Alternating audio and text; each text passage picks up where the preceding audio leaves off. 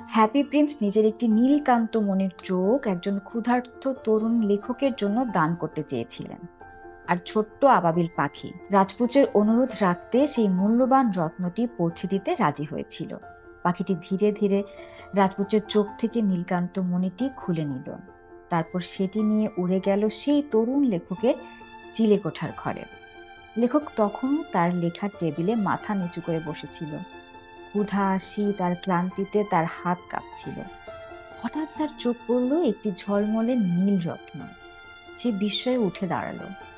এটা এখানে এলো কিভাবে সে বুঝতে পারল না, কিন্তু সে জানতো এই রত্ন বিক্রি করলে তার অনেক দিনের কষ্ট দূর হবে। এদিকে আবাবিল ফিরে এলো হ্যাপি প্রিন্সের কাছে। এখন রাজপুত্রের একটি চোখ নেই। তিনি এক চোখে শহরের দিকে তাকিয়ে আছেন। পরদিন সকালে আবাবিল আবার মিশরের উদ্দেশ্যে উড়ে যেতে চাইলেন, কিন্তু রাজপুত্র আবার তাকে ডাকলেন। ছোট্ট বন্ধু, আরেকটা কাজ করবেন? আবাবিল এবার হেসে বলল, মনে হচ্ছে আমি আর মিশরে যেতে পারবো না। রাজপুত্র বললেন, ওই নিচে একটি ছোট্ট মেয়ে দেশলাই বিক্রি করছে। তার সব দেশলাই বরফের মধ্যে পড়ে ভিজে গেছে। সে যদি খালি হাতে বাড়ি ফেরে, তার বাবা তাকে মারবে। আবাবিল নিচে তাকিয়ে দেখল ছোট্ট মেয়েটি কাঁদছে, তার শরীর শীতে কাঁপছে। রাজপুত্র ধীরে বললেন, আমার আরেকটি চোখও তাকে দিয়ে দাও।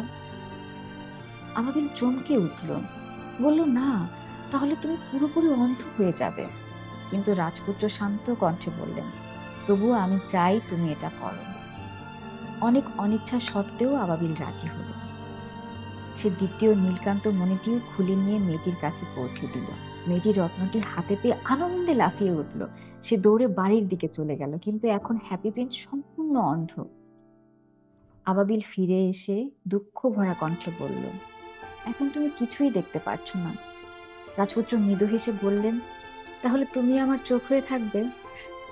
সেদিন থেকে আবাবিল প্রতিদিন শহরের বিভিন্ন জায়গায় উড়ে যেত।